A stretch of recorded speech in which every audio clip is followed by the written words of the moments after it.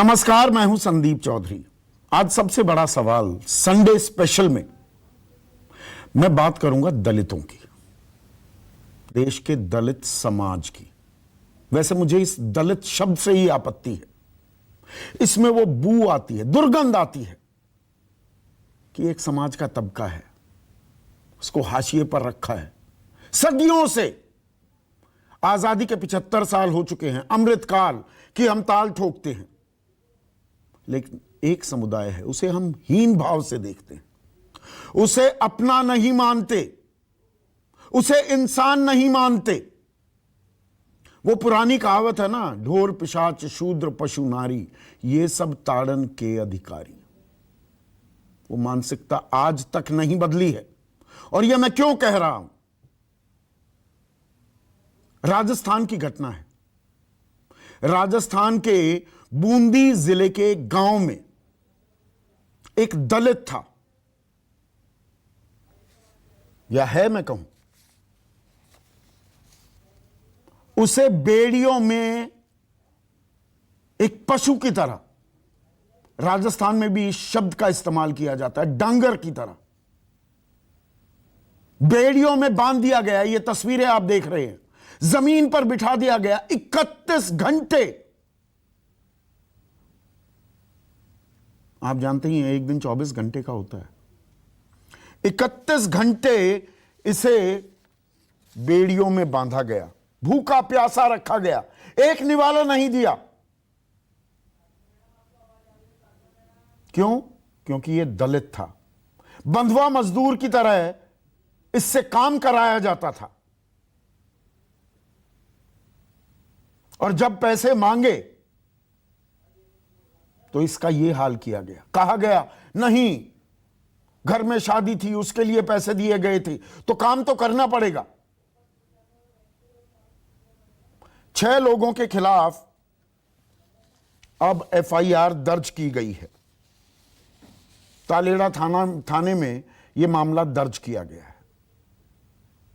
लेकिन यह one of मामला नहीं है।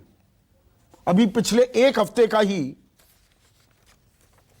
मैं जिक्र करूं तो बुलंदशहर, यह उत्तर प्रदेश में है, चोरी के आरोप में एक दलित बच्चे की पिटाई कर दी गई। दलित है, कमजोर है, पीट दो। संगरूर, पंजाब की अब बात करता हूं। 26 मई, आज से 3 दिन पहले का वाकया। सरपंच ने एक दलित का भुस भर दिया। ऐसी जबरदस्त पिटाई की, ये तस्वीरें दिखाइए। खाट पर, जिसे हम शहरों में चारपाई कहते हैं, उसे बिठाया गया, पीटा गया, बाल मूंड दिए गए। 20 मई, बुलंदशहर, कार सवार दलित युवक की पिटाई कर दी गई। 14 मई, जालौन, छेड़छाड़ का आरोप लगा और दलित परिवार ये आरोप लगा रहा था तो पिटाई कर दी। इतनी लंबी फेहरिस्त है कि पूरा कार्यक्रम मैं निकाल सकता हूं घटनाओं का जिक्र करते करते। राजस्थान की बात शुरू हुई थी। राजस्थान में एक 32 साल के दलित युवक को मंदिर के आंगन में ले जाकर नाक रगड़वाया गया। उसका गुनाह क्या था? एक वो फिल्म आई थी, बड़ी चर्चा में रही, द कश्मीर फाइल्स, कश्मीरी पंडितों के पलायन को लेकर। इस दलित शख्स ने कह दिया कि सिर्फ कश्मीरी पंडितों का पलायन नहीं हुआ, दलितों का भी हुआ है। वहां तो कश्मीर में दलितों का हाल ऐसा है, जब 1950 के लगभग वहां एक महामारी फैली थी, साफ सफाई के लिए, शहर का मैला ढोने के लिए, गंदगी हटाने के लिए पंजाब से दलितों को बुलाया गया था। आज भी वो बसे हुए हैं और अजीबोगरीब परिस्थिति है। देश का प्रधानमंत्री चुन सकते हैं, लेकिन सूबे का यानी कि जम्मू कश्मीर का मुख्यमंत्री नहीं चुन सकते। उन्हें पूर्ण नागरिकता नहीं मिली, शहर के कोने में अभी भी बसे हुए हैं। इसी पीड़ा का बयां किया तो नाक रगड़वा दिया। एक दलित लड़की का गैंग रेप कर दिया गया, 26 साल की दलित, धौलपुर में।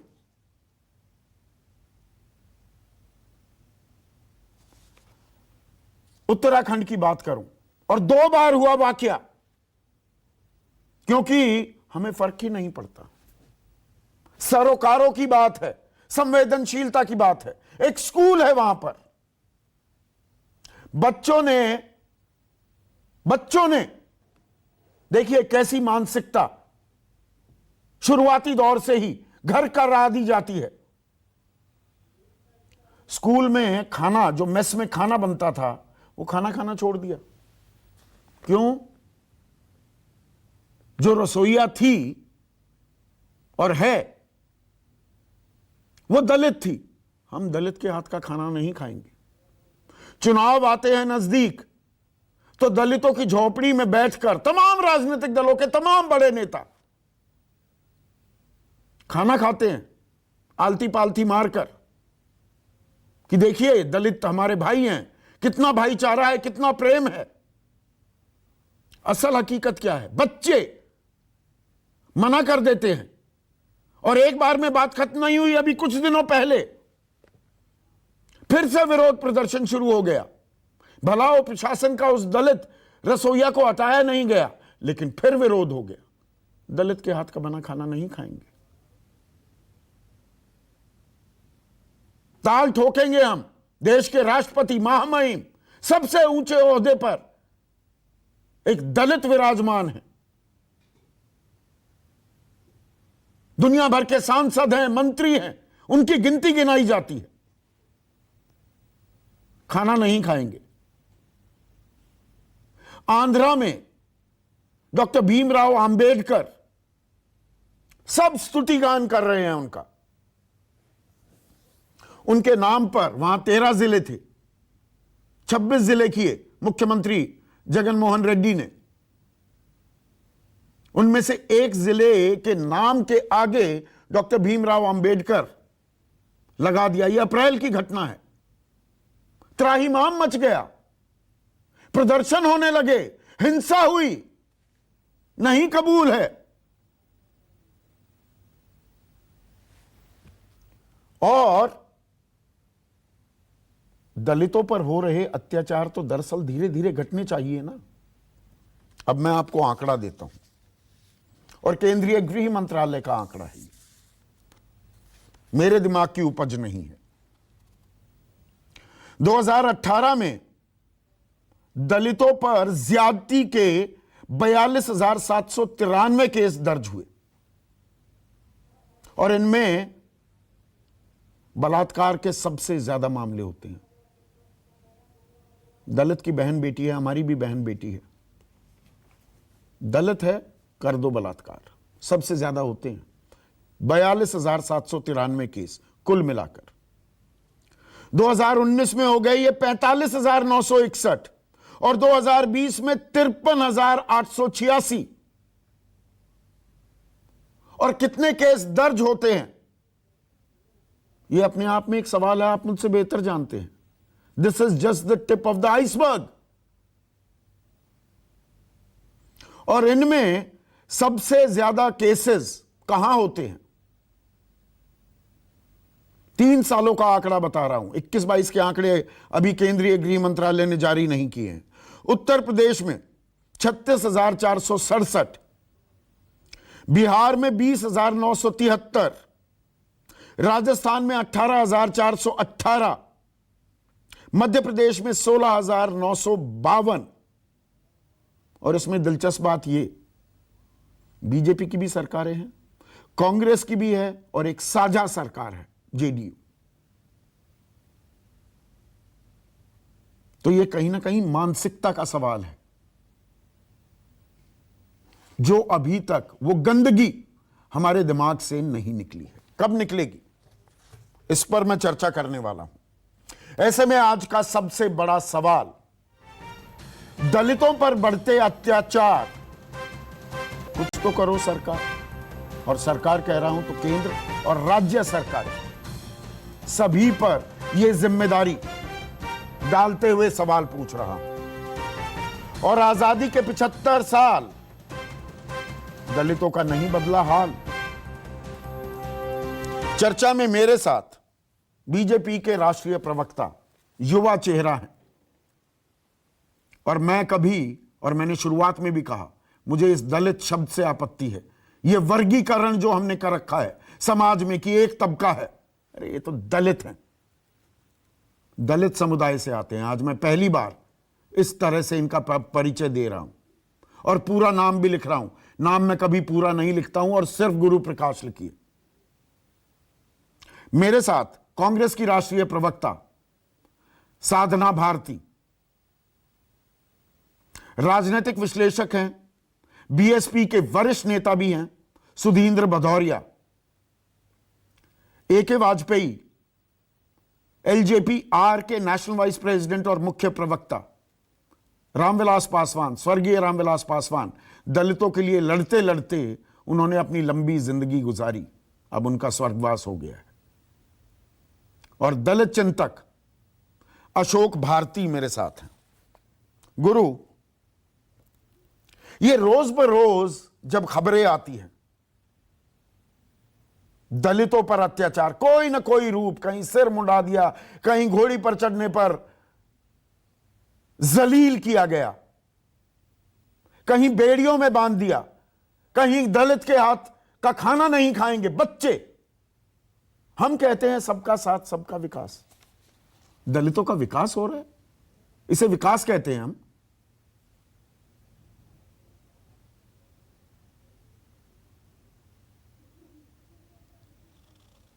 अनम्यूट कीजिए प्लीज गुरु। आपने बहुत ही संवेदनशीलता के साथ इस विषय, हाँ अब हो गई, अब आवाज आ रही है, अब आ रही है। आप सुन पा रहे हैं मुझे? जी बिल्कुल, अब आ रही है आवाज। हाँ हाँ। संदीप जी, हम आपके आभारी हैं कि आज इस बेहद ही संवेदनशील विषय पे आपने ये चर्चा रखा है। देखिए, आज बहुत बड़ा अंग हमारे समाज में ऐसा भी है जो कि इस विषय को स्वीकार ही नहीं करता है, और इसको हम कास्ट ब्लाइंडनेस कहते हैं। वो कहते हैं कि मैं जाति में नहीं मानता हूं, मैं जातिवाद में नहीं मानता हूं, लेकिन आपने अभी सिद्ध किया कि वो एनसीआरबी का आंकड़ा हो, आज भी समाज में जो जातिवाद का वायरस है वो फैला है, वो व्याप्त है। लेकिन इस जातिवाद के वायरस को एक सामाजिक विषय मानना, एक राजनीतिक विषय ना मानना, मुझे लगता है अगर इसको हम इस एक समाजशास्त्री के दृष्टिकोण से देखेंगे तो उचित होगा। आज तक परिपाटी क्या रही है? शुद्ध रूप से दलितों को सिर्फ और सिर्फ वोट बैंक के रूप में माना गया। अरे भाई, ये तो वोट बैंक है, ये कहां जाएंगे, ये टोकन रिप्रेजेंटेशन दिया गया, कभी भी इफेक्टिव रिप्रेजेंटेशन की बात नहीं हुई। आज आजादी के 75 साल हो गए हैं। आज कितने दलित समाज के लोग हैं जो कि कैबिनेट सेक्रेटरी बने हैं इस देश के? एक भी नहीं, मैं दावे के साथ कहता हूं। कितने दलित समाज के लोग हैं जो फॉरेन सेक्रेटरी बने हैं? एक भी नहीं, मैं दावे के साथ कहता हूं। यह सामाजिक समस्या है, इस सामाजिक समस्या को स्वीकार करना है। लोग स्वीकार करने को तैयार नहीं है। अरे, आप जाति पाति में नहीं मानते हैं, लेकिन आंकड़ा तो कुछ और कहता है। दक्षिण भारत में घड़ी पहनता है कोई व्यक्ति, घड़ी पहनता है दलित समाज का लड़का, स्कूल में उसका हाथ काट दिया जाता है। तो इस समस्या को स्वीकार करना, अब इस समस्या का समाधान कैसे निकालना है। बहुत अच्छी बात बोली है आपने। और जिस प्रकार से असंवेदनशीलता की परिपाटी दलितों के संदर्भ में इस देश में रही है, इसको स्वीकार करना चाहिए। हमने क्या देखा पहले? बाबू जगजीवन राम दलित समाज से आते थे, किस प्रकार का व्यवहार हुआ उनके साथ, इसमें समाज को सोचना चाहिए। बाबू जगजीवन राम का देहांत हो गया था। बाबू जगजीवन राम के देहांत की सूचना को 2 दिनों तक लोगों को बताया नहीं गया, क्योंकि तब के तत्कालीन प्रधानमंत्री श्रीलंका के दौरे पे थे। वो आकर के बताना नहीं चाहते थे, वो अपनी यात्रा को कैंसिल नहीं करना चाहते थे। इसके राजनीतिकरण में मैं नहीं जाने वाला हूं, लेकिन यह समझने की जरूरत है कि जो पॉलिटिकल रिप्रेजेंटेशन मिलना चाहिए था, जो शासन प्रशासन में सम्मान मिलना चाहिए था, जो भागीदारी मिलनी चाहिए थी, वो दुर्भाग्यवश आज तक नहीं मिला। पिछले 8 वर्षों में हमने देखा है। आज जब हम बात करते हैं, और आपने अपने प्रारंभिक प्रबोधन में भी कहा है, कौन ऐसा दलित समाज का व्यक्ति रहा है जिसको किसी पॉलिटिकल पार्टी का राष्ट्रीय अध्यक्ष बनाया गया? स्वर्गीय बंगारू लक्ष्मण जी हो। बड़ी संख्या में आज दलित समाज के विधायक सांसद चुन के आते हैं, तो परिवर्तन आया है। परिवर्तन की गति और तेज होनी है, परिवर्तन की गति और तीव्र होनी है, इस दिशा में और काम करने की आवश्यकता है। गुरु, आपने टोकनिज्म एक शब्द इस्तेमाल किया, आपको किसी कॉलेज में बोलने नहीं दिया जाता है। आपने गुरु टोकनिज्म शब्द इस्तेमाल किया जी। मैं यहां पर पार्टी में नहीं, ये राजनीति में नहीं बांटना चाहता हूं। ये एक बड़ी सामाजिक समस्या है। अब आप गिनवाने लगे किसको राष्ट्रपति बनाया, कितने एमपी बनाया, आपने खुद कह दी ना, you hit the nail on the head. कितने कैबिनेट सेक्रेटरी, कितने फॉरेन सेक्रेटरी, कितने चीफ जस्टिस, कितने मुख्यमंत्री, वो गिनने लगेंगे तो सबकी पोल पट्टी खुल जाएगी। मैं उसमें नहीं जा रहा हूं। प्रतीकों में ही खेल रहे हैं क्या हम, और दलितों को झेल रहे हैं कि जी वोट दिलाते हैं तो झेल लेते हैं, झोपड़ी में जाकर रोटी खा लेंगे आलती पालती मारकर। कड़वी हकीकत यह है क्या? संदीप जी देखिए, नहीं देखिए संदीप जी, मैंने आपको समाज की सच्चाई बताई है और बताया है कि इसको राजनीति के परे जाकर के सामाजिक दृष्टिकोण से देखने की आवश्यकता है। इसको आपने स्वीकार किया है। आज भी प्रतिनिधित्व, सम्मान, डिग्निटी हमारे लिए बहुत बड़ी चुनौती है, बहुत बड़ी समस्या है। हमारी लड़ाई सम्मान की लड़ाई है, और सम्मान की लड़ाई कोई आज की है, 8 बरस की है, 70 बरस की, ऐसी नहीं है। हम सम्मान की लड़ाई लड़ते आ रहे थे और सम्मान हम पाके रहेंगे।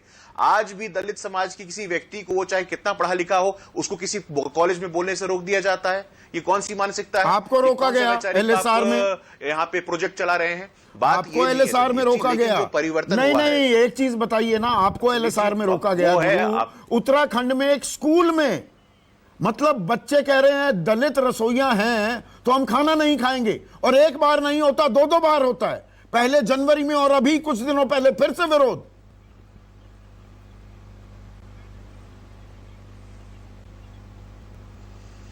संदीप जी देखिए, मानसिकता क्या है, और बिल्कुल आपने सही प्रश्न उठाया है कि देखिए, सहभोज, सह स्नान, सह अस्तित्व आएगा, सम्मान आएगा, बहुत सारा ऐसा विषय आता है। अब भाव क्या था समाज में? हम दया करते थे, दया नहीं दायित्व चाहिए।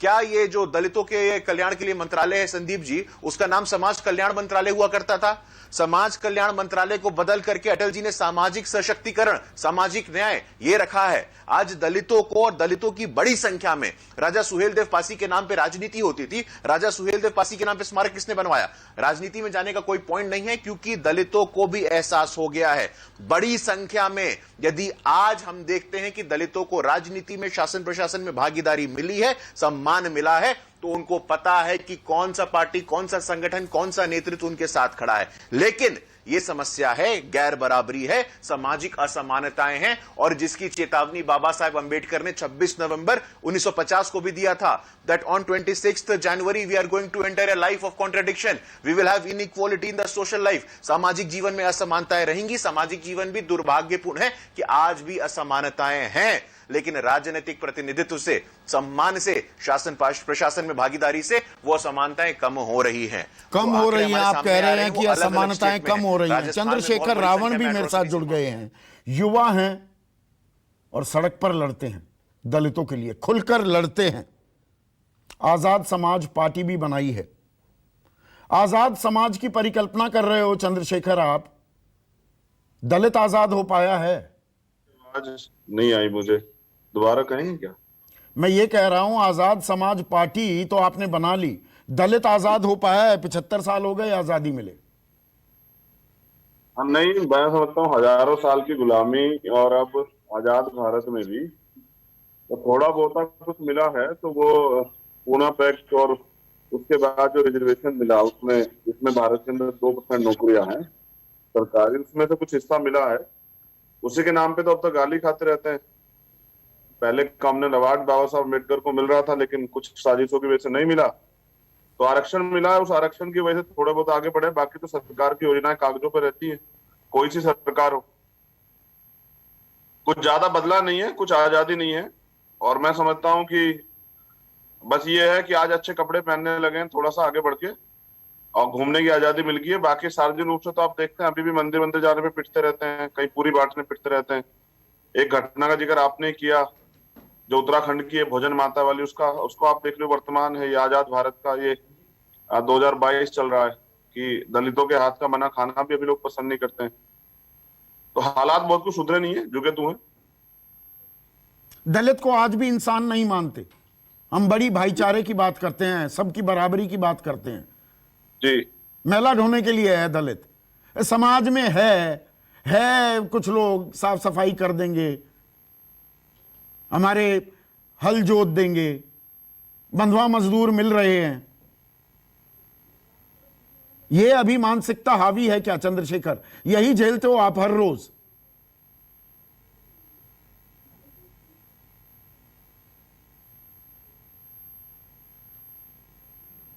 आपको आवाज आ रही है चंद्रशेखर? संदीप जी, आपकी आवाज मुझे बिल्कुल नहीं सुनाई दे रही है भाई। मैं प्रयास कर रहा था सुनने का, लेकिन आवाज नहीं आ रही है।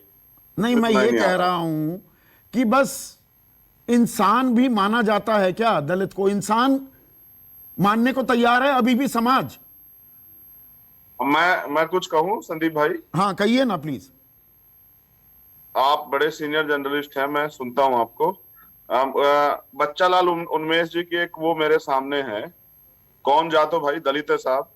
नहीं मतलब किस में आते हैं? आपकी गाली में आते हैं, गंदी नाली में आते हैं, और अलग की हुई थाली में आते हैं साहब। मुझे लगा हिंदू में आते हैं। आता हूं ना साहब आपके चुनाव में। यही है, बस इससे ज्यादा कुछ नहीं है। देखिए, मैं अगर आप मुझे प्रॉपर सुन पा रहे हैं, हाँ मैं सुन पा रहा हूं। तो भारत आजाद हुआ, जो गरीब था वो गरीब रहा, जो अमीर था वो अमीर रहा। कोई धन धरती राजपाट में कोई बंटवारा नहीं हुआ है। तो वही जिंदगी जो ब्राह्मणिकल सोशल ऑर्डर में जो संविधान से पहले थी, वही आज पहले थी और वही अब जी रहे हैं। गरीब आज भी जो है गरीब है और रोटी रोजी की लड़ाई लड़ रहा है। उसकी तरक्की के लिए जो वादे और दावे होते हैं, वो बजट भी जो सरकारें लाती है वो वापस चला जाता है। एक एजुकेशन के अलावा मुझे लगता है एजुकेशन, क्योंकि डॉक्टर अम्बेडकर ने इस पे बड़ा जोर दिया, तो लोग एजुकेशन की तरफ वो कर रहे हैं। बिजनेस में लोन नहीं मिलता। और जो घटना राजस्थान में हुई है वो तो दर्दनाक है। ये खाली राजस्थान में नहीं होती, पूरे देश में ही होती है। जो जिनकी कुछ खबरें वायरल हो जाती, पता लग जाता है आजकल सोशल मीडिया की वजह से ज्यादा पता लग रहा है। तो आप समझिए कि क्या अन्याय है। और देखिए, आजाद भारत में मजबूर है वो, और उसको 31 घंटे बंद करके रखा जाएगा, चैन से बांध के पीटा जाएगा, जाति जो शब्द किए जाएंगे, अपमान किया जाएगा। आपके नेटवर्क में दिक्कत है, पर जो दर्द है यहां पर साधना भारती, जो चंद्रशेखर दर्द का इजहार कर रहे हैं। देखिए, मैं राजनीति में कतई नहीं घुसना चाहता हूं, सरकारें किसी की भी हों, दलितों का हाल बेहाल है। गलत तो नहीं कह रहा हूं, बढ़ा चढ़ाकर तो नहीं कह रहा हूं। आदरणीय संदीप जी, बिल्कुल बढ़ा चढ़ाकर बोलने वाली बात है भी नहीं। यहाँ प्रश्न ये है, एक मंत्र से शुरुआत करती हूँ कि धन वृद्धा बल वृद्धा आयु वृद्धा स्थैर्य ते सर्वे अपि ज्ञान वृद्धा किंकरा शिष्य किंकरा। अर्थात कोई बल में बड़ा होता है, कोई आयु में भी बड़ा होता है, कदाचित कोई धन में भी बड़ा होता है, मगर गीता में लिखा है कि जो ज्ञान में बड़ा है वही संसार में सबसे बड़ा है। मगर आज भी कहीं ना कहीं ज्ञान के आधार पर, हुनर के आधार पर, शैक्षिक योग्यता के आधार को ना देखते हुए क्यों जाति को आधार बना लिया जाता है? क्यों जाति को देखते हुए किसी को पीड़ा पहुंचाई जाती है? किसी बच्ची के साथ बलात्कार किया जाता है, बलात्कार के बाद उसके शव को जला दिया जाता है, उसके बाद कोई कार्रवाई नहीं की जाती। क्यों किसी दलित को घुड़सवारी तक, घुड़ चढ़ाई तक नहीं उसकी बारात में की जाने दी थी? मैं आपको बता देती हूँ, मध्य प्रदेश के छतरपुर में 9 फरवरी को बारात चढ़नी थी, तो एक पुलिस कांस्टेबल, उसको घोड़े पर नहीं चढ़ने दिया गया क्योंकि वो दलित था। 10 फरवरी को उसकी घुड़चढ़ी होती है और पुलिस वालों की मौजूदगी में होती है, क्योंकि उसको भय होता है कि अगर मैंने घोड़ी चढ़ी तो मुझे पीटा जाएगा, मुझे मारा जाएगा, मुझे प्रताड़ित किया जाएगा। आदरणीय गुरु प्रकाश पासवान जी ने बहुत सारी बातें कही। उन्होंने एक तरफ ये कह दिया कि इसे राजनीतिक रूप से नहीं देखा जाना चाहिए, उन्होंने कई सेक्रेटरीज की बात की, संवैधानिक पदों की बात की। दूसरी तरफ उन्होंने एक राजनीतिक एंगल भी देने का प्रयास किया कि कोई पार्टी है तो भाजपा है। तो मुझे लगता है कांग्रेस की आपने भी तो वही किया है साधना। नहीं, एक जवाब आप एक मिनट रुकिए, आपने भी तो वही किया। आपने हाथरस का उदाहरण दे दिया, आपने मध्य प्रदेश के एक मिनट सुनिए ना, आपने छतरपुर की बात कर दी। मैं राजनीति में घुसना नहीं चाह रहा था। राजस्थान में जो ये हाल है कि वो कहे कि दलितों का भी पलायन हुआ जम्मू कश्मीर से, इसीलिए मैंने दलितों का उदाहरण दिया, जिनको पूरी नागरिकता आज तक वो डोमिसाइल ही नहीं बन पाए जम्मू कश्मीर के, उसकी आवाज किसी ने नहीं उठाई। लाखों में वो लोग हैं, वो आवाज उठाता है तो मंदिर के परिसर में नाक रगड़वाया जाता है। एक 26 साल की दलित महिला का बलात्कार कर दिया जाता है और पुलिस एफआईआर दर्ज नहीं करती। मायावती को पिछले साल राष्ट्रपति शासन लगाने तक की गुहार करनी पड़ती है। ये राजस्थान का भी हाल है। मैं राजनीति में नहीं घुसना चाह रहा था। नहीं आदरणीय संदीप जी, ठीक बात है। मैं ये नहीं कहती चाहे राजस्थान हो, चाहे बिहार हो, चाहे उत्तर प्रदेश हो, चाहे मध्य प्रदेश हो, कोई भी राज्य हो, दलितों के अगर खिलाफ अपराध होता है तो वो गलत है, वो होना नहीं चाहिए। और जब तक संकुचित मानसिकता रहेगी तब तक ये होता रहेगा। मानसिकता को आगे करना पड़ेगा। क्यों आप उसी वर्ण व्यवस्था किसकी है ये संकुचित मानसिकता? मानसिकता संकुचित किसकी? आपने अहम पॉइंट उठाया है। संकुचित मानसिकता का मतलब क्या हुआ, ये बताइए। देखिए, संकुचित मानसिकता सीधी बात है ना कि आप पुश्तैनी आरक्षण पर रहेंगे, पूजा करने वाले का बेटा ही पूजा कर सकता है। कर्ता धर्ता जो है इस देश के, यानी कि सरकारें जो हैं, केंद्र सरकार हो या राज्य सरकारें, वो संकुचित है ना। चुनाव से पहले जो अभी सरकारें, मैं जो चंद्रशेखर ने कविता का उदाहरण दिया, वैसे नाली की बात होगी, पर जब वोट डालने की बारी आएगी तब पूछा जाएगा दलित को, बाकी पूछने की जरूरत नहीं। मैं तो सीधी बात आपसे कह रही हूँ ना। आप ये कह रहे हैं सरकारें, सिर्फ सरकारें नहीं, समाज में रहने वाले लोग। ये बाबा महाराजा आप ही के चैनल पर दिखाया गया था कि छतरपुर के अंदर किस तरह बागेश्वर धाम का एक तथाकथित कथावाचक जब एक व्यक्ति पैर छूने आता है तो वो क्या कहता है? वो शास्त्री वो ये कहता है कि अछूत है, मेरे पैर मत छूना। और वही बागेश्वर धाम का वही धीरेन्द्र शास्त्री वो ये बोलता हुआ नजर आता है कि सब पर बुलडोजर चला दिया जाए, वो भाजपा के मंत्री बैठे रहते हैं। तो मात्र संकुचित सरकारें नहीं, ये लोग जिनके अनुयायी बहुत सारे भक्त बैठे हैं समाज के अंदर, इनकी बहुत बड़ी जिम्मेदारी है कि इन्हें क्या बताना है। दूसरी बात, क्योंकि राजनीतिक चर्चा की शुरुआत जब हुई है तो मैं उसको बिल्कुल पूरी तरह से बात करना चाहती हूँ। उस पर मैं पूछना चाहती हूँ कि दयाशंकर सिंह जो बलिया से भाजपा के विधायक है, मंत्री है उत्तर प्रदेश सरकार में, क्या कहा था उन्होंने मायावती जी के लिए? क्या किया गया? भाजपा ने क्या एक्शन लिया? उनकी पत्नी को कैबिनेट मंत्री नहीं बनाया गया? क्या उन्हें उपहार के तौर पर वो मंत्री पद नहीं दिया गया? दिग्विजय सिंह ने क्या कहा था? दलितों को वो टंचमाल की बात भी देखिए, राजनीति में घुसेंगी बहुत ज्यादा कीचड़ उछलेगा। ये सामाजिक समस्या है साधना। मैं सामाजिक, बिल्कुल मैं कह रही हूँ, मैं मान रही हूँ, बिल्कुल मैंने पहले ही संबोधन में बिल्कुल कह दी ये बात। लेकिन मैं कह रही हूँ, अगर आप कह रहे हैं गुरु प्रकाश पासवान जी ने कहा कि एक ही पार्टी है, समझ में आ गया है दलितों को, तो मुझे बता दीजिए ना आप कि जो बजट आता है उसे आधा कर देते हैं, जो दलितों के लिए होता है इस सरकार में आधा कर दिया जाता है, 50 करोड़ से 25 मैं करोड़ राजनीति में घुसना ही नहीं चाहता हूं, पर यहां पर जो मैंने एक सेकेंड, सुधींद्र भदौरिया, एक सेकेंड साधना, सुधींद्र भदौरिया, जो सवाल मैंने पूछा, ये संकुचित मानसिकता की जो बात है, समाज को अभी छोड़िए। पुरानी कहावत है, यथा राजा तथा प्रजा। 75 साल हो गए आजादी के, क्या हम वो लीडरशिप ही प्रदान नहीं कर पाए कि समाज की सोच बदल सके? देखिए संदीप जी, आप इस प्रकार की बहसें हमेशा उठाते रहे हैं, तो जुल्म, अन्याय और अत्याचार को इसमें ये होता है कि कैसे खत्म किया जाए। तो मैं ये कहना चाहता हूं कि अभी सभी लोगों ने ये तो गिनाया कि फलाने सरकार में इस प्रकार का उत्पीड़न और दमन होता रहा है, और हर पार्टी के लोग बैठे हुए हैं। कुछ पार्टियों के लोग यहाँ हैं भी नहीं। जैसे दक्षिण में बहुत सारी ऐसी पार्टियां हैं जो नाम तो लेती हैं परम पूज्य बाबा साहब भीमराव अंबेडकर का, पर वहां उनकी सरकारें चल रही हैं। और जिस प्रकार से आपने गिनाया कि उत्पीड़न, दमन और एक सीमा से उठकर अत्याचार होता है, जैसे आपने गिनाया अभी हाल में राजस्थान का, आपने पंजाब का भी गिनाया, आपने मध्य प्रदेश और उत्तराखंड का भी गिनाया। इसलिए मैं ये कहना ये चाहता हूं कि परम पूज्य बाबा साहब ने बिल्कुल साफ साफ कहा कि जब तक वो वर्ग और वो जातियां, वो सामाजिक समूह सत्ता की कुंजी को अपने हाथ में नहीं लेंगे, इस प्रकार का जुल्म और अत्याचार होता रहेगा। मैं ये केवल मानने के लिए तैयार नहीं हूं कि केवल आप सामाजिक मूल्यों को बदल दीजिए। सामाजिक मूल्य को बदलने के लिए राजनीतिक सत्ता जब तक ये हासिल नहीं करेंगे, इनके साथ जुल्म, अत्याचार और न्याय होता रहेगा। परम पूज्य बाबा साहब की बात पर मैं मानता हूं कि मान्यवर काशीराम जी ने बहुत कुछ जमीन तैयार की। आज बहुत बड़े संकट से, बड़े संक्रमण से ये पूरा आंदोलन गुजर रहा है। हमको नहीं मालूम आगे भविष्य में कितना समय लगेगा, पर ये जुल्म और अत्याचार में बड़े दावे के साथ कहना चाहता हूं, जब तक इनके पास वो जो सत्ता की कुंजी है वो नहीं होगी, हम यहाँ पर चर्चा करते रहेंगे। और नहीं इन नहीं, चर्चाओं देखिए जो ये हम सत्ता की करते कुंजी की रहेंगे। आप बात कर रहे हैं, ये वही, ये आजकल जो हिंदू मुसलमान हो रहा है, अब वो मुस्लिम पक्ष कहता है सत्ता जब आएगी, हमारी गिनती का खेल। ये गिनती के खेल में समस्या का हल है क्या? एक मिनट सुधींद्र भदौरिया, एक मिनट प्लीज, एक मिनट। देखिए हमें ये नहीं भूलना चाहिए, आज की तारीख में हर पार्टी के आइकन बन गए हैं बाबा साहिब भीमराव अंबेडकर। 90 तक कोई पूछता नहीं था। मैं कड़वी हकीकत बयां कर रहा हूं, अगर मैं गलत, एक मिनट सुनिए प्लीज, ताकि दर्शक भी ये बात समझें। अपने आखिरी वर्षों में तो हिंदू धर्म से आजिज आकर, परेशान होकर इसकी कुरीतियों से बौद्ध धर्म अपना लिया था।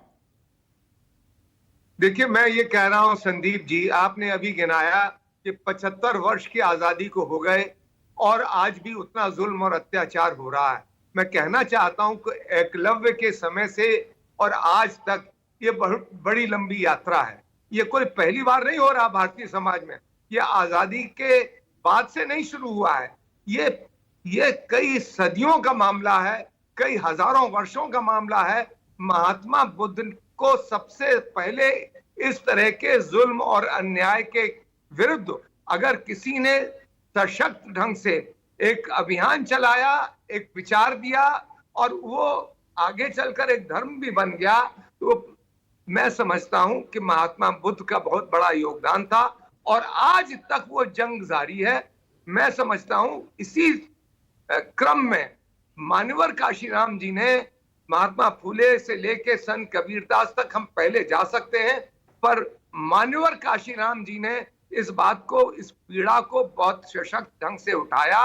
और जिस बात की आपने एक उल्लेख भी किया कि क्या कारण है कि आज भी सीवेज के अंदर, आप लिस्ट उठा के देख लीजिए, पूरे देश के सामने रख दीजिए, मरने वाले कौन है, इन लोगों की संख्या कौन है, किस कम्युनिटी से ये लोग आते हैं, तो साफ हो जाएगा, दूध का दूध, पानी का पानी हो जाएगा।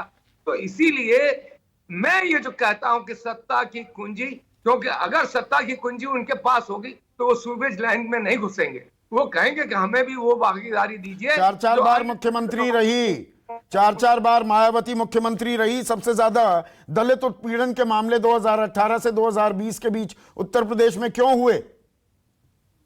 मैंने तो नहीं कहा कि नहीं हुआ, मैं तो ये कह रहा हूं कि उत्पीड़न हो रहा है, होता रहेगा, जब तक कि ये पूरा जो सत्ता का समीकरण है, इस प्रकार से जो ढांचा है, ये जो सुपर स्ट्रक्चर है, ये जो बेसिक स्ट्रक्चर के लोग जब तक सुपर स्ट्रक्चर में नहीं जाएंगे, ये जुल्म, अत्याचार और अन्याय होता रहेगा। ये होता रहेगा। ये सदियों पुरानी लड़ाई है, खत्म कब होगी? ए.के. वाजपेयी, होगी भी।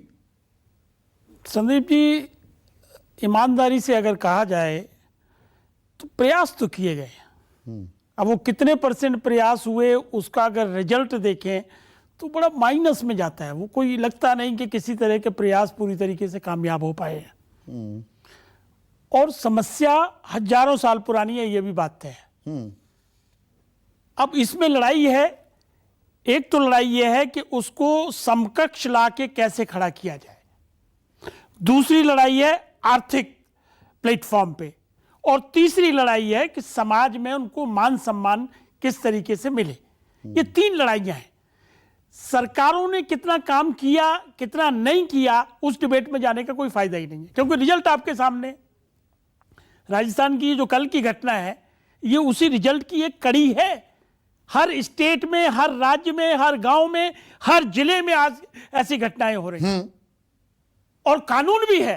देखिए ताज्जुब की बात है कि कड़े कानून है, कड़े कानून है। SC ST एट्रोसिटीज के लिए अलग से कानून बनाए। और इसीलिए जब मैं ये कहता हूं कि ये जो मैंने आंकड़े बताए, NCRB के जो आंकड़े हैं गृह मंत्रालय ने जारी किए, जी, they are just the tip of the iceberg. कानून इतने कड़े होने के बावजूद भी केस दर्ज नहीं होते हैं, ये भी एक कड़वी हकीकत है ना। बिल्कुल दुरुस्त। उसमें भी वही वो मानसिकता आ जाती है। ये तो दलित का है, वो कहीं ना कहीं रफा दफा होते हैं मामले, दबाव डाला जाता है। बिल्कुल ठीक है। तो इसीलिए हम क्या कह रहे हैं कि ये हमारे सारे से पैनलिस्ट बैठे हुए हैं भाई, और सब उसी एक वर्ग से आते हैं।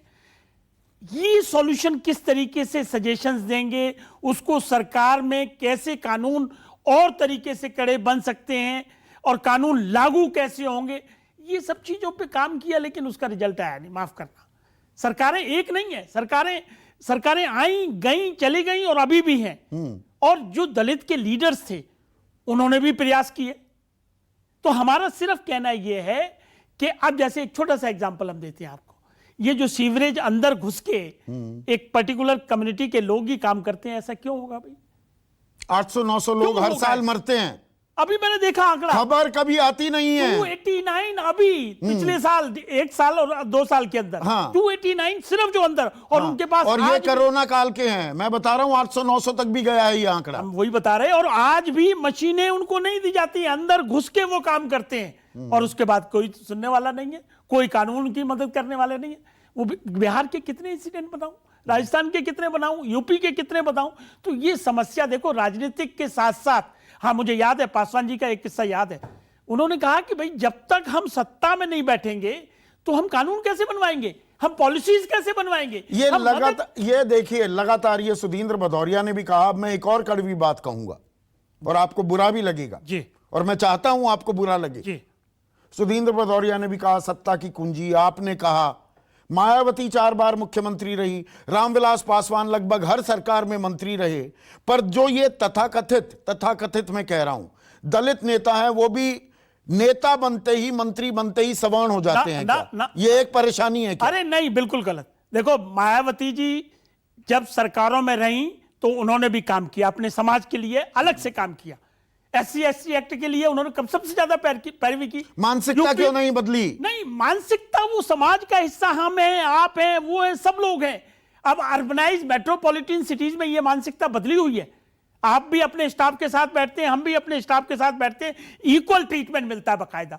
तो ये ना कहिए। लेकिन मैं बोर्डिंग में था, मुझे 12 साल तो यही नहीं पता था किसकी क्या जाति है। से हम लोग कभी उसमें जाते ही नहीं है। लेकिन जब गांव में आज एक बोर्डिंग में मेस में कि रसोइया दलित हैं, खाना नहीं खाएंगे, तो ये नीचे तक गया हुआ है। अभी नीचे वहीं की यथास्थिति है, जबकि मेट्रोपॉलिटन सिटीज में बदलाव आ चुका है।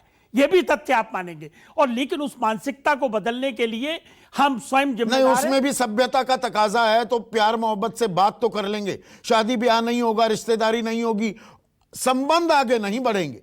देखिए ये कानून से खाली समस्या ये वही अनटचेबल, अछूत हैं, समाज के हाशिए पर हैं। आपने कहा कि हमको बुरा लगेगा कि सत्ता की बात क्यों कर रहे हैं, ये हकीकत है। अगर सत्ता इनके हाथ में नहीं आएगी तो उस हिसाब से ना कानून बनते हैं, ना उस हिसाब से पॉलिसीज बनती हैं, ना उस हिसाब से बजट एलोकेशन होता है। और जब तक प्लेयर लेवल फील्ड नहीं मिलेगी खेलने की, तब तक वो समाज की जो विषमता है वो दूरी नहीं हो सकती है। 0 लेवल से शुरू करना पड़ेगा आपको। क्या समान सुविधाएं हैं शिक्षा के लिए? चाहे जितनी पॉलिसी आपने आई कि स्टाइपेंड आपको मिलेगा, अलाउंसेस मिलेगा, कंसेशन मिलेगा, रिजर्वेशन मिलेगा, लेकिन हजारों साल की जो विधायिका है उसको कैसे आप बराबर के करके लाओगे? इस समस्या को समाज ही इसको सुधारेगा।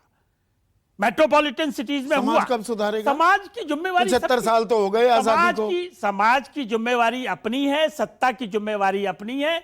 और जब वोटिंग राइट, तो मशीन तो सू सकते हैं वो, लेकिन घोड़ी पर नहीं बैठ सकते हैं। और जब पैसा मांगेंगे 10 किलो चावल के लिए, डेली वेजर बन के काम करते हैं, और जब चावल की डिमांड करते हैं तो उनको मार मार के ठीक कर दिया जाता है। ये बाथेपुर का पुराना 97 का हत्याकांड, 58 दलित मारे गए थे। It's a shut and open I case. क्या हुआ उसमें? सारे के सारे बरी हो गए। तो जब ऐसी एग्जाम्पल अगर सेट होंगे तो उसका रिजल्ट क्या आएगा? कैसे दूर होगी ये विषमता? ये बड़ा गंभीर विषय है। और आपको, हमको, उस समाज को, सारे समाज को मिलके ये संकल्प लेना होगा कि भाई हम आज से ये चीज नहीं करेंगे, हम आज से ये भेदभाव नहीं करेंगे। तो ये ऊपर से ये लकीर तो ऊपर से खींची जाती है ना अशोक भारती। अब चुनाव से पहले तमाम बड़े नेता किसी भी राजनीतिक दल के क्यों ना हो, वो दलित की झोपड़ी में जाएंगे, खाना खाएंगे, और सरकार सामने दिख रहा है ना उत्तराखंड में कि दलित रसोईया है, हम खाना नहीं खाएंगे, और एक बार नहीं 2 बार हो जाती है घटना।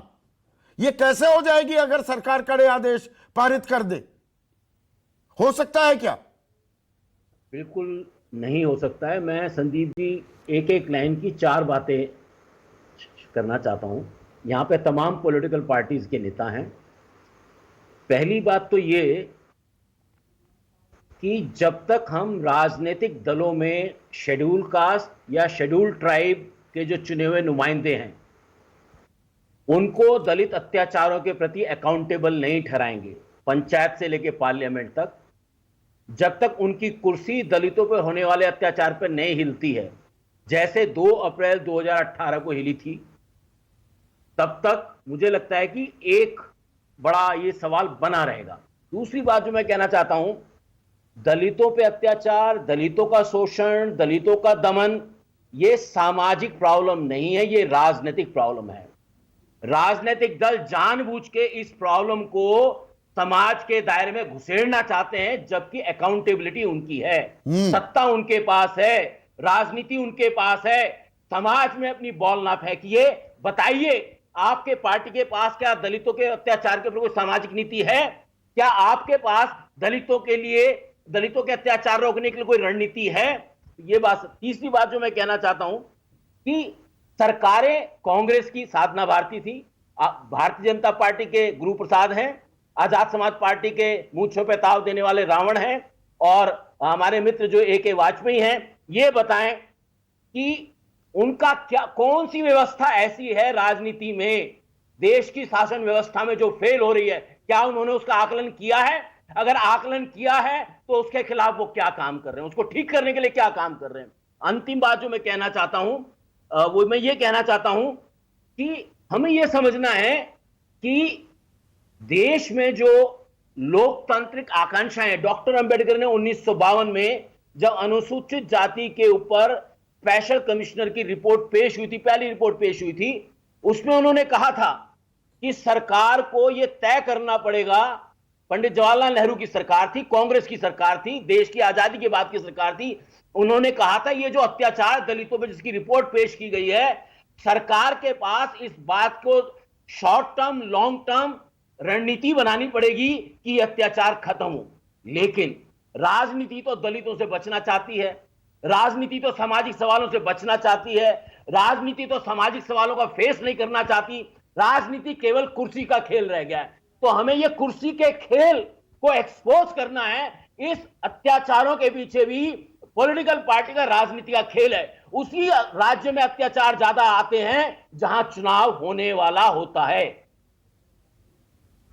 और इसमें जो मैं एक कड़वा सवाल पूछा अशोक भारती जी, AK वाजपेयी से, और जो सुधींद्र भदौरिया भी कह रहे थे, सत्ता की कुंजी की जो बात है, जो तथाकथित दलित नेता सत्ता में आते भी हैं, बागडोर भी संभालते हैं, कमान उनके हाथ में होती है, वो भी सवर्ण बन जाते हैं। जो आप इन सामाजिक सवालों का हल, वो नीति बनाने की बात है, वो बनाई क्या इन लोगों ने भी? मैं समझता हूं नहीं बनाया इन्होंने, क्योंकि इनके पास दलितों के सामाजिक, आर्थिक, राजनीतिक मसलों को हल करने की ना विजन है, ना दृष्टि है, ना कार्यक्रम है, ना रणनीति है।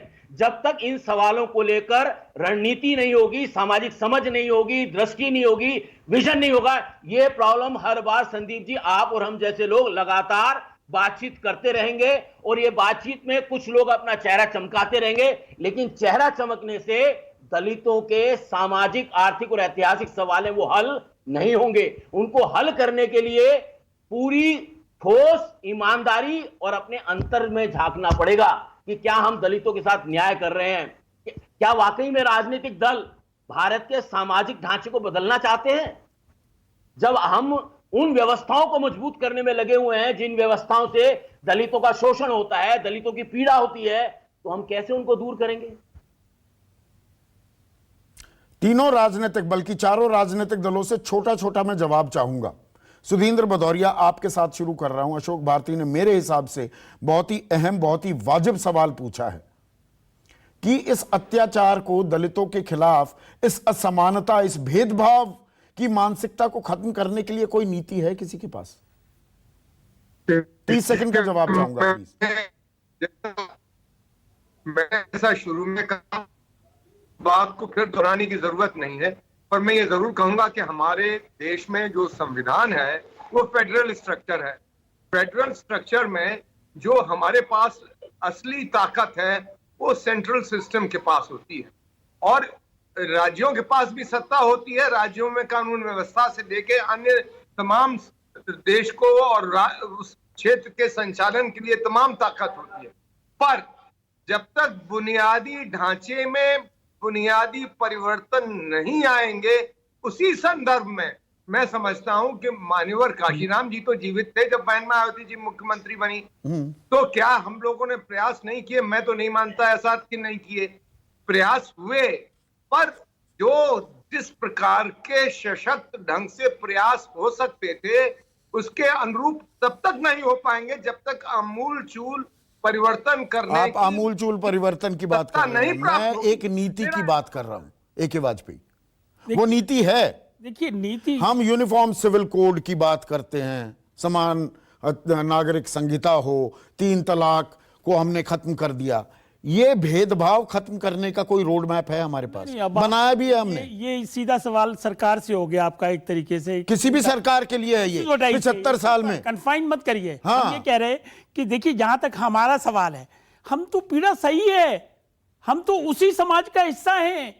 कहां से बिहार से चल के सेंटर में आए, तो आप ये कैसे कह सकते हैं कि भाई हमको पीड़ा नहीं है, या हमको विजन नहीं है, या हमने नीतियों में सही। ब्राह्मणवाद क्यों, ये ब्राह्मणिकल ऑर्डर अभी भी क्यों चल रहा है? ब्राह्मणिकल ऑर्डर कहां चलेगा? वो समाज चल रहा है ना, जाति बेस्ड सिस्टम है, वो तो उसको थोड़ी हटा सकते हो आप, वो तो बड़ी कोशिश की गई, नहीं हट सकता। जो सत्य है वो सत्य रहेगा। तो ये ऐसे ही हाशिए पर रहेंगे? नहीं, बिल्कुल नहीं रहेंगे, बिल्कुल नहीं रहेंगे। और मैं इस बात से भी सहमत नहीं हूं कि खाली राजनीतिक पार्टियों के करने से हो जाएगा ना। राजनीतिक पार्टियां अपना रोल प्ले करेंगी, समाज का हर वर्ग अपना रोल प्ले करेगा, तभी जाके सही प्रयासों से एक सही दिशा पे। तो साधना, ये सामाजिक सुधार का जो बीड़ा है, वो जिम्मेदारी वो समाज को ही उठानी पड़ेगी, या राजनेता इसकी लकीर खींचेंगे? आदरणीय संदीप जी, देखिए राजनीति में हमारे पास जो रास्ता है वो है, अभी जैसे बात चली सत्ता की कुंजी, तो चाहे वो कांग्रेस ने भी बहुत मुख्यमंत्री दिए, बहन कुमारी मायावती जी भी मुख्यमंत्री रही, दलित मुख्यमंत्री हमारे देश में रहे हैं, तो उन मुख्यमंत्रियों के जो नेता हैं उनकी एक अलग जिम्मेदारी है जो पूरी होनी चाहिए। मगर होता क्या है असल में कि अब दलितों के घर पे खाना खाने वाली बात है, तो भाई दलितों के घरों पे खाना खाने जाइए, अच्छी बात है, लेकिन कभी दलितों को भी अपने घरों में बुलाइए और अपने हाथ से बना खाना उन्हें खिलाइए। वो दलित जो पिछड़े हैं, जो चुनाव में जो गरीब है, जिनके पास घर नहीं है, जिनके पास अनाज नहीं है, खाना नहीं है, उनके घरों में जाके आप खाना खाते हैं। कई बार, एक बार येदुरप्पा जी ने होटल से खाना मंगाया, कहा मैं नहीं खाऊंगा दलित के घर में खाना। तो मुझे लगता है ये जो एक मानसिकता है, जो मैंने पहले भी कहा, संकुचित मानसिकता, ये सिर्फ राजनीति से नहीं आ रही है संदीप जी, ये समाज के अंदर व्याप्त है। चाहे जो बाबा है वो ऐसा काम करने को करते हैं, नेता समय समय पर ऐसी बातें कर देते हैं कि उन्हें जाति सूचक शब्द कहे जाते हैं और बदतमीजी कर दी जाती है, कोई उसी को बदला कैसे जाए, ये जिम्मेदारी किसकी है गुरु? नहीं तो ये मेरा सवाल यही है। देखिए, अशोक भारती ने बड़ा अहम सवाल पूछा है। ये अत्याचार, ये भेदभाव करने की कोई सामाजिक नीति देश में किसी भी सरकार ने बनाने की जहमत उठाई है क्या? और वक्त आ गया है कि एक वो सामाजिक नीति की दरकार है हमें।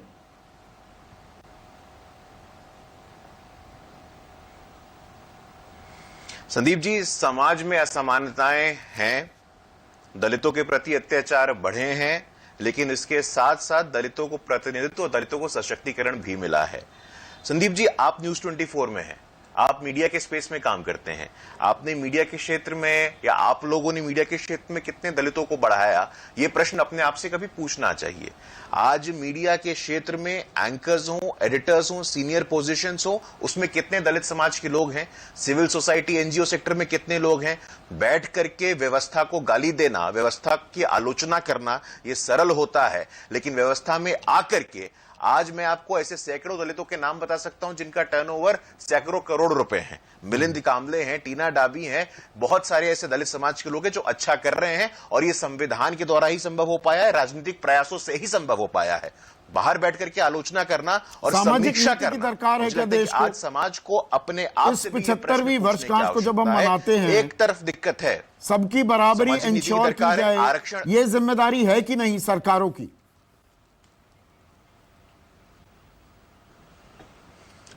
सरकार की भी है और समाज की भी है और आपकी भी है और एनजीओ सिविल सोसाइटी की भी है। हम सबकी सामूहिक जिम्मेवारी है। जब तक कि सरकार पे हम लोग छोड़ते रहेंगे तब तक समाज में असमानताएं ऐसे ही रहेंगी। हम बिल्कुल सबकी सही जिम्मेवारी कहा है, आपने, 130 कड़वी करोड़ बात की जिम्मेवारी कही, है और हम सब हकीकत साथ है। चल के देखिए करेंगे, इस गुरु, मैं असमानता को आपकी समाप्त बात की करेंगे। तस्दीक कर रहा हूं। टीवी चैनल्स में भी ब्राह्मणवाद पूरी तरह से हावी है, आप बिल्कुल ठीक कह रहे हैं। यह बात मानते हुए मैं ये कहना चाहूंगा कि हां, हमें सभी को अपने गिरेबान में झांकने की जरूरत है। ये हिकारत भरी जो मानसिकता है हमारी, अपने आप को हमने बड़ा मान लिया कि दलित तो छोटा है, इसको तो दूर करना ही होगा, सबको देखना होगा अपने गिरेबान में। पर 75वें साल आजादी की वर्षगांठ जो हम मना रहे हैं, क्या हमें एक नए सोशल ऑर्डर को लागू करने की भी जरूरत है? और इसके लिए सभी सरकारों को क्या सोचना होगा? विचार कीजिए इतवार के दिन। नमस्कार। नमस्कार, मैं हूं मानक गुप्ता। अगर आपको हमारा ये वीडियो पसंद आया हो तो इसे लाइक और शेयर जरूर करें और हां, हमें सब्सक्राइब और फॉलो करना ना भूलें ताकि आप देश और दुनिया की कोई खबर मिस ना करें। तो जुड़े रहिए हमारे साथ और देखते रहिए न्यूज़ 24।